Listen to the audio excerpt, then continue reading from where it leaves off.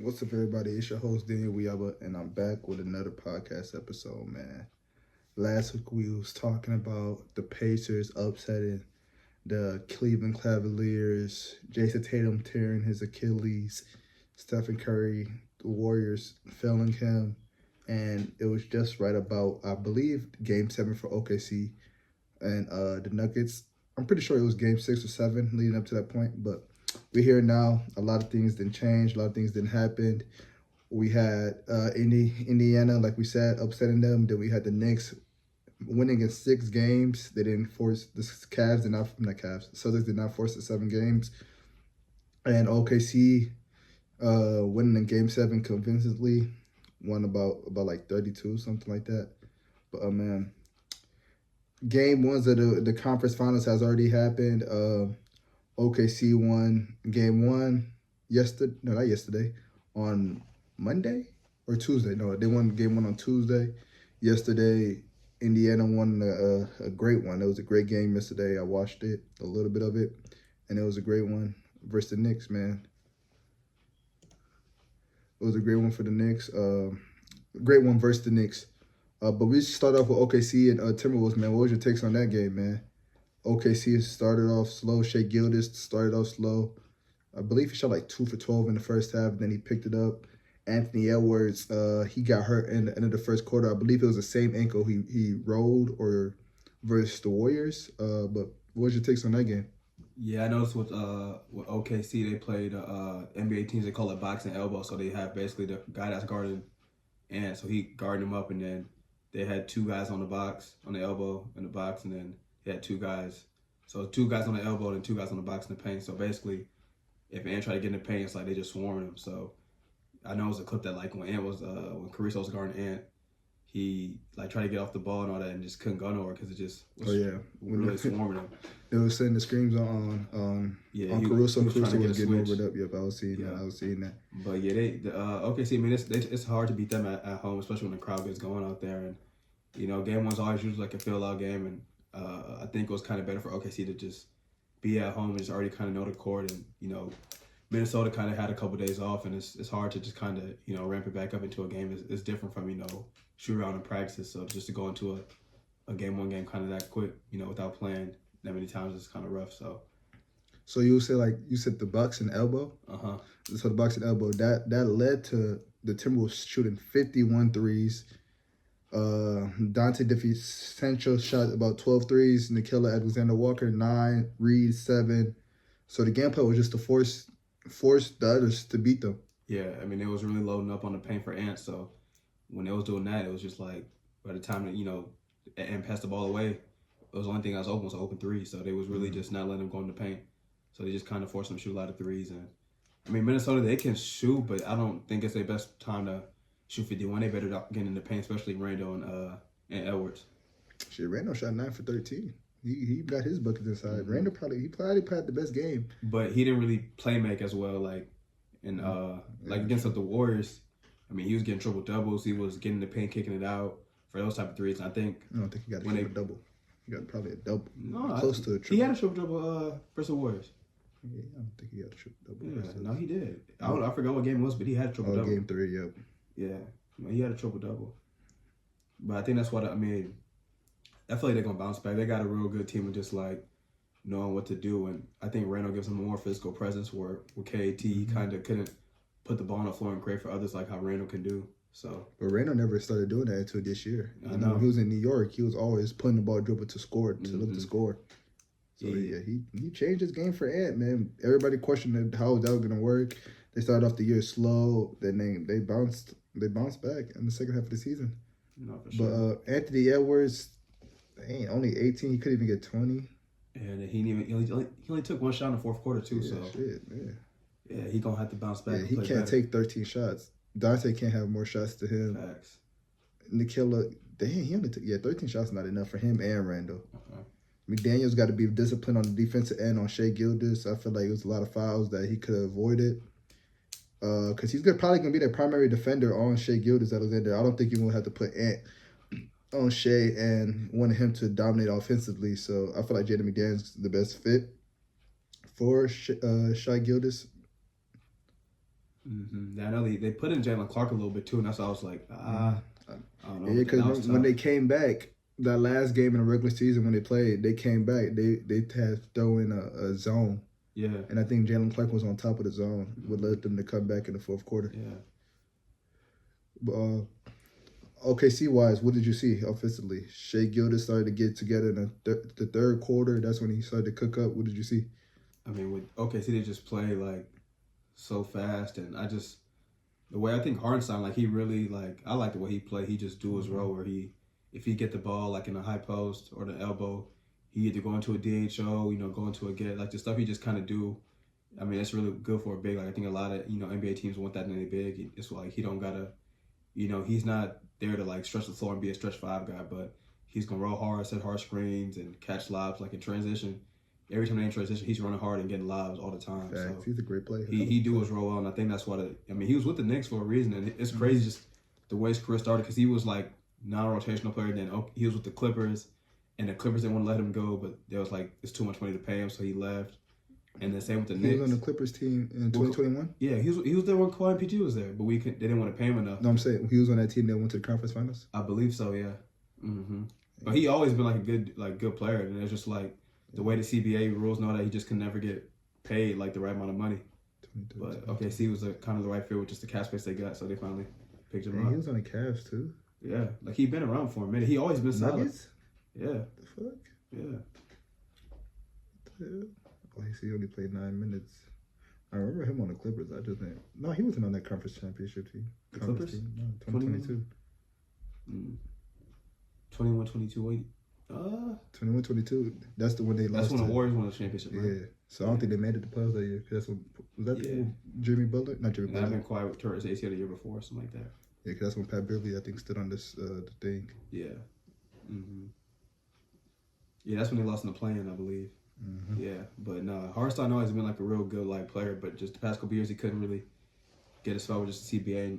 But OKC was able to pay him some good money, so it's been a good fit for him. And the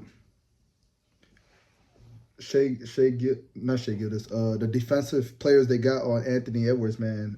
I ain't go. They got a lot of guys they could throw at. They got bodies. They got bodies. They got Lou Dort. They got J-Dub, Caruso, Case and Wallace. Yeah.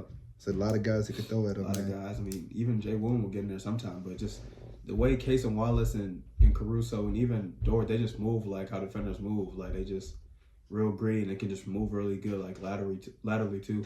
So they're just always, good to play defense.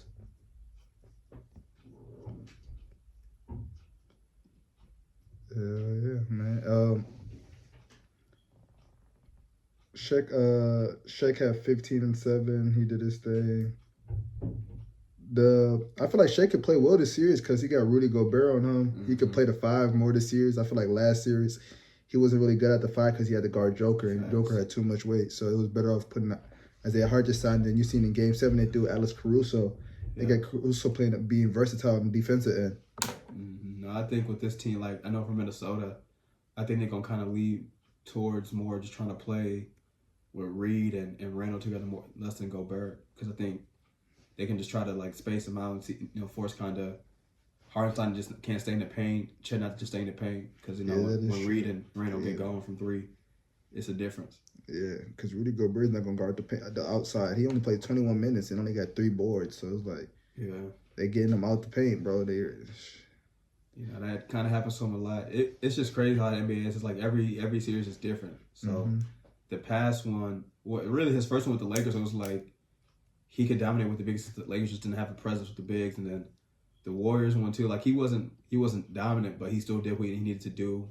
He had like 9 points, 9 rebounds. But I think this series is gonna be a little tougher just because Isaiah Hartenstein's the guy that kind of initiates the offense sometimes when it comes to it. So he'll get the ball, top of the key and go to DHOs and go into ball screens and stuff like that. So he moves a lot. So it might be hard for Gobert to get as much minutes, but he still has a presence at the rim. But we're gonna see what happens. Yeah, definitely, man. So predictions on today, man. Who do you see? You see OKC winning or the Wolves? I got Minnesota winning. I got Minnesota winning tonight. I think they just got to bounce, but they got to bounce back, and they've shown like the whole playoffs, really the past 2 years, that they are capable of on the road. You know, no matter what it is. I know OKC is probably the better team on paper, but I just see them winning this game, and I think Randall's a little more aggressive, Ant's more aggressive, and they're gonna hit some shots, but I think their defense is gonna pick it up too because they have some good defenders too to throw out Shai. They got his cousin Alexander Walker. They got Dante. They got what's his name? They got Dante, Alexander Walker. I mean, and will guard to time, and then Jaden McDaniels as well. So I think they got some pieces, and I think I don't know if they'll play Jalen Clark again, but he might get some spot minutes. But it's gonna be a good series. I don't think it's just gonna be 2-0 OKC from the jump. So nah, I think OKC wins it tonight again. It's probably gonna be a little closer, but tonight's the night that Shaigilgeousalexander is gonna get his trophy in front of the fans, so the fans are gonna be riled up. OKC got the best fans when it comes to playoffs. Everybody's wearing the shirts and everything, so I just feel like the fans is gonna bring them on this game. I feel like it's gonna be electric from the jump. Shaigilgeousalexander is gonna do his thing after getting the trophy. I think they go up 2-0 and they probably win this in 5. I think. I still think they win this series in 5, bro. Okay, it's just too much for OKC. It's too much, man. Top to bottom, OKC. Rudy Gobert's gonna kill them this series, man. For the Wolves, he's gonna be killed this series because he's not gonna be able to play so much, and they're gonna resort to Reed. And Reed and McDaniels gotta be smart with the fouls because Shai knows how to get to the basket, get the foul calls, and he would draw them. Like McDaniels fouled out, and then Ant had 4 fouls. So it was like, not for sure. And I think too. I don't think like Walker, like you said, Walker and Dante, they take a lot of shots. Even Naz Reid too. I don't think they take that many shots, and I think Randall and Ant do a below the scoring. Ant got to take 20 shots. So Ant got to score 35 to 40. He got to score 35 to 40 points to win this series, bro. But I don't think that's gonna happen. It's just too much, bro. There's too much defense on that side. Yeah, and then even OKC, I think they shot 50% from the 3, 50% from the field. So they shot 21 threes too. Yeah, and shot 51. Like they shot double of that. Right. OKC shot double. Wolves shot double of that and shot 29%. Like, come on. But I think just Minnesota got to get more in the paint. Once they get more in the paint, that's when you always got to start. I think for like inside then out. So if you get a couple shots in the paint, then now you can kick up for threes. Now you're getting open threes instead of if you miss it, not getting in the paint enough, and then every three is contested. So they should have a lot more opportunities to get some catch and shoot threes instead of some contested threes. Yeah, like that third quarter hurt the Wolves, man, because the Wolves was up at half. So that third quarter hurt them. That 17-2 run. Yeah, they just got to get like shots, bro. Like McDaniels got to make his shots. Dante, Alexander, Reed. There's those 3 others off the bench. They gotta do it because Mike Conley. You don't know what you're gonna get out of Mike Conley now. He getting older, bro. Yeah, so Mike Conley, Rudy Gobert. I don't know, man. You think Rudy Gobert's averaging a double-double this series? You bet me last year's and he didn't average it. So you think he's going to double-double this series? Yeah, I don't know about this one. They actually got some bigs. So they got Shed and they got Hartenstein. So it's going to be a little tougher. For sure. But he's soft, man. He do what you need to do. He's soft. All right, we can transition to the Pacers in the next game, man. All I had to do was watch the fourth quarter, and I was straight with that game, man. The fourth quarter was amazing. Indiana Pacers came back down 14 in, I believe, 2 minutes, something like that. Yeah, it was something crazy. Well, it was 112, 121 with, I think, 54 seconds left or something like that, or a minute 35. It was something crazy like that. But no, I tried to watch most of the game. It was real good basketball. I mean, New York fans are just crazy. It get really loud in there too, and they fans get rocking. 4 minutes left. They have a whole bunch of like stairs, so it's always good to watch them play. 3 minutes left. Up 14. Yep, with 2 minutes left. 2:50 left. Up 14, man. It was crazy though, cause on the fourth quarter they went on a run, 17-6 run after Brunson had got his 5th foul, I believe. Yeah. And I thought the game was over. I ain't gonna lie. I thought the game was over. And then Aaron Naismith checked in the game, hit 5 tough threes. Not even open threes, but it's just like the way they was guarding him, man. They was in a drop coverage after he hit like 3 in a row. I don't know why they were still in a drop coverage. He hit 5 in a row. He was damn near the MVP of that game. I ain't gonna lie. Yeah. I mean, the way Indiana plays, like you never know who's gonna go off. And people talk a lot about Tyresehaliburton not being good, overrated, but it's like the way his team is set up, it could be a game where he's a true PG, so he can.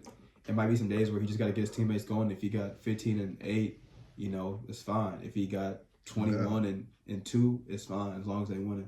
So he just kind of picked the defense out and see what they're doing, and they got a lot of good pieces. So they got their rim protector, Miles Turner. Mm-hmm. They got their athletes. They got Naismith. They got Toppin. That's really good. Mathurin, that's really good. Then they got, backup big Thomas Bryant. He doesn't do too much, but does enough, So Miles Turner's out the game. He could just be solid. TJ McConnell's a good backup. Nemhard is a really good, combo guard. Yeah. I think that's what every, team wants, kind of just a guy that can, not be the true PG, but can kind of create his own shot. Always come through on the parlays. Always come through, yeah. So, and then even Pascal Siakam's just a guy that can initiate plays sometimes as well. And, he can play multiple positions. Either one rebound, couldn't give me one rebound. Last nigga went to overtime too. And then even Ben Shepherd, he's solid too. He can really shoot the ball, and he's a young kid. But they got a lot of pieces there. Yeah, that's what I kept saying. Pacers in 7 games. I feel like this series is going 7. But Pacers they got it. They just too deep, bro. The Pacers got all those scores, and the Knicks, they really rely on Cat and Jalenbrunson. Sometimes you don't know what you're gonna get from Mikal Bridges. Mikal has 16 yesterday. He could have 8 tomorrow. OG, he always starts off. You don't know if he's starting off slow or high. He came through at the end. OG, Josh Hart, he's the Rough Rider guy. So you're not expecting too much points from him. When you get the points from him, that's okay. But then it's the bench. The bench, they don't give you a lot on the bench. They only got 3 guys. And it's really only McBride scoring off the bench. And it's really 2. It's really just Mitchell and McBride. Yeah, for real. Cameron Payne don't even play all the time. Get random minutes sometimes. That's why I say the Pacers got it, bro. Pacers is 9 deep on the bench, bro. They run not 9 deep. They run 4 deep off the bench. Yeah. And Pacers got it, bro. The Knicks just, I don't know. I guess they just credits out, Josh Hart, OG, and Mikal. They just in some crazy shape because I think they've been playing like this the whole season, minutes like this the whole season. I feel like they ran out of gas yesterday, bro, towards the end. Because they allowed almost 40 points in the fourth quarter. Yeah. After being up by 15. Now, the craziest thing is, too, it's when Naismith hit those 2 threes, someone just got to, take him away. Yeah, what? Take him away. Hey, he can't shoot no more threes. That's what I'm saying. OG, it was a play OG was dropped. He was dropped down, and he just shot the 3. I'm like, bro, that was after his third 3. He can't. That was New York's game to win because, like you said, when Brunson had the 5th foul, it was it was on a run. OG started attacking more. I know he erupted in the fourth quarter a little bit. He was getting to the basket a little bit, finishing. And Cat had the perfect game too. Cat had 35 and 12. Yeah, he had 35 and 12. Brunson had 43. So 7 turnovers. Dang, I know that. It's crazy, bro. There's those 2 guys, man. Yeah, but Cat had a good look at the end. After Brunson missed his 3, Cat had a good look. I thought that was gonna be overtime. But Tyresehaliburton, man, you gotta talk about Tyresehaliburton, man. I've been saying it, man. He's one of them. He's him, bro. Everybody talks about the stats and all that, but he plays basketball the right way. He's the point guard I would want to play for. I keep saying that. He's a guy I would want to play for if I was in the NBA. 31 and 11, just looking for his teammates in overtime, he's getting his when he wants to get his, bro. He had a clutch shot. In the end of regulation. Yeah. We thought it was a 3. But his foot was on the line, and he did the choke symbol. I knew they couldn't lose an OT after that. Yeah. Pacers stole that game, bro. Tyresehaliburton stole that game. Aaron Naismith stole that game, man.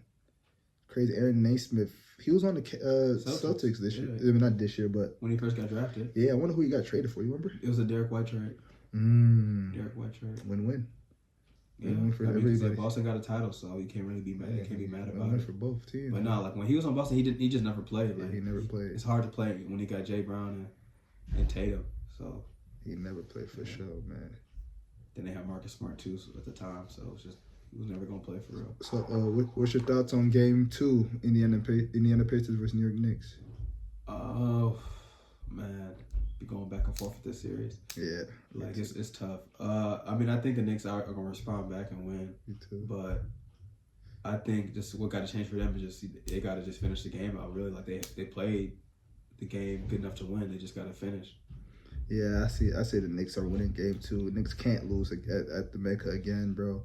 I feel like this type of series is going to be 1-1, 2-1, 2-2, 3-2. I don't see no team going to be up 3-1. Nah. I feel like it's going to be a back-to-back series, and it goes 7 games. It goes to distance, and the distance better be as good as game 1. I mean, game 7 better be good as game 1. Because Pacers was in it the whole game. Like the Knicks don't defend, bro. Like, Knicks really don't defend. Like, they gave up 34 points in the first quarter and the fourth quarter. Like, facts. Like, you can't give up 30 points twice. No, but it's just playoffs. crazy. The way the NBA is now, like, no lead is, like, too big. Oh, God, it's not. Like, the Knicks came back on the Celtics twice, up 20. Like, now they got the own taste of their medicine. Up 20 now, it's nothing. I swear it's You can hit 2 threes, you get up to 14. Like, it's got to get stops. You got to get timely stops. That's what it comes down to. Yeah, but for the Knicks to be better, OG got to be better on the defensive side. He was getting – Nate Smith was cooking him, I ain't going to lie. Yeah. Brunson got to be better on the defensive side. They said, I saw on Get Up today, like 24 points. He allowed like 24 points. No, like if you even in the Boston series too, they kind of did it late. But yeah, Jalenbrunson, like a lot of teams the past couple games just kind of been picking on him, seeing if they can try to get him in and out of foul trouble. Because I think when you do that, like if he out the game, it's like you don't really got a true playmaker. Like I don't think OG and Mikal, even Josh Hart, they're not really like guys that can create for their offense. And then even campaign, like he's always been a guy where he just kind of go in there and just score like a spark plug, but he's not really a guy that can kind of get people going. Like TJ McConnell, like when Halliburton's out the game, you can have TJ McConnell in there and he can like set up the offense, run stuff. But when you take Brunson out the game, it's like that's the only really true point guard because even Deuce McBride is more of a scoring spark plug type of guy and play a little defense. Yeah, I agree with that. So you said you got Knicks winning tonight as well? Yeah. Yeah, I got Knicks winning today, but I still got Pacers. Not today, tomorrow. Yeah. But I still got Pacers winning the series. We could talk about the all-rookie team. The all-rookie team just came out. It wasn't really a great rookie class, I would say. Rookie of the year was the 4th pick this year. But the first team of the all-rookie teams, tell me what you think about this team. Stephon Castle from the San Antonio Spurs, that was Rookie of the Year. Zach Edey from the Memphis Grizzlies. I believe he was the 14th or 13th pick. Oh, 9th pick. My bad. I don't know ball. Zachary Richardson, the first pick from the Atlanta Hawks. Yeah. Alex Sarr, the 2nd pick from the Washington Wizards. And Jalen Wells, a 2nd-round pick. Yeah, 2nd-round pick. 39th pick from the Memphis Grizzlies. So Memphis Grizzlies got 2 players on the first team, man. What you say about the rookies this year, man? I mean, I think Castle was it was the right choice for him to be Rookie of the Year. I think he's going to end up being the best player in this draft. Just the way he reminds me a little bit of, I wouldn't say Case and Wallace, but just that type of like build where it's just like he'll play defense and get to the rim. He can shoot the occasional jump shot. He does a little bit of everything. So I think that's gonna really help him out, especially playing with Wemby. Like you don't really gotta ever worry about being a star player and being a go-to guy when you got Wemby right now and then De'Aaron Fox too. So there's been a lot of rumors with the trades, like, because they got the 2nd pick now. You think they should trade Castle in the 2nd pick for Giannis, or just keep Castle but still figure a way? I don't think they would trade Castle. I think Castle, that. Wemby, and Fox are all untouchable, and then everybody else you can. Yeah, that's what I said. I said they'll keep Castle and not draft Dylan Harper. They would if they have to draft. I don't think they would. If they draft Dylan Harper, I ain't gonna lie. I was talking to one of my friends that was like, yeah, I mean, what's his name, Joey. But he was saying what the Celtics they run, is like Derek White, Tatum, Brown, and then Drew Holiday. Like you can run it, and we got Wemby at the 5, so it's like it don't really matter. Like you can go Castle, Harper, and Fox because you got Wemby at the 5. So it's like you don't really invincible. If they drive by you, got Wemby 7-5. Like I don't know. So you wouldn't get Amari Bailey at 2. Or Castle. Nah, I would get Harper just because he can. I feel like he can do more with the ball in his hands when it comes to like creating for himself and others. Amari Bailey's more of a shot maker. Like he can get his own shot up, and I don't think that's kind of what they need for real. Thanks. The 2nd team, it was Montes Buzelis. I believe he was the 11th pick from the Chicago Bulls. Bud Carlington was 14th pick, Washington Wizards. Donovan Clingan, I didn't even know that. 7th pick, I didn't know he made the team. Yves Missia, 21st pick from the New Orleans Pelicans, and Khalil Ware, he played amazing this year. Yeah. 15th pick. How you like the 2nd team? I like the 2nd team a lot. Like we played against when I was in Missouri. We played against Bob Carrington. I saw him in person, so I kind of just from there I was like, yeah, he can You know, he just moved a little different to be a true freshman. I think he was reclassed too, so he's like real young. But he's a good player. Matas too. Those guys are just gonna be like guys that be a part of the rotation and come out and help out. And even like you have some issues. Pelicans just had a whole bunch of injuries, so he was kind of the guy that just was always available, and he showed his role, and they was able to trade Jonas Valanciunas because he played so well. And then Khalil Ware allowed Bam to play at the 4, so he showed what he had to do. But I know the biggest thing is for next year, like it's harder. The rookie to sophomore jump. They got a sophomore slump, and it's hard to kind of go in there and be like, I'm gonna be the same guy next year when teams are more in tune to your tendencies and what you kind of do well, what you don't do well. So that's the biggest thing that I interested to see about how all these guys play next year. Yeah, like Jaime Jaquez, man, he had that sophomore slump. Brandon Podolsky, maybe. Remember, did he have it? Gigi Jackson, maybe. Gigi was different because I ain't gonna lie, like the way it was last year. Yeah, that's true. He didn't have to he could do whatever. No, he had a lot of DNPs this year though. Yeah, because their whole rotation came back. I mean, but if you was second team, like shouldn't you trust him more? He made second team last year. Keontae George, I don't know if he had they just trashed, so you don't know what they got over there. I feel sorry for the Wizards. No, Keontae George nice. Keontae George nice. Wizards and Jazz had the worst record. They 5th and 6th pick, man. No, for real. It's crazy how they do it, but you gotta. I don't know. The only thing I get mad about the lottery is with Cooper being the first pick to the Mavs, it's like, bro, the East, man, the East they making the West so loaded. Like the West is gonna be, and then the second pick is going to the Spurs too. So it's like the first 2 picks off that is to teams that's usually like Dallas and San Antonio should always usually be good in the West. Texas, big state, like they should always usually be good. And third pick is Philly, big market. Philly is always gonna be good because it's a bigger market. So it's like Washington, it's in a.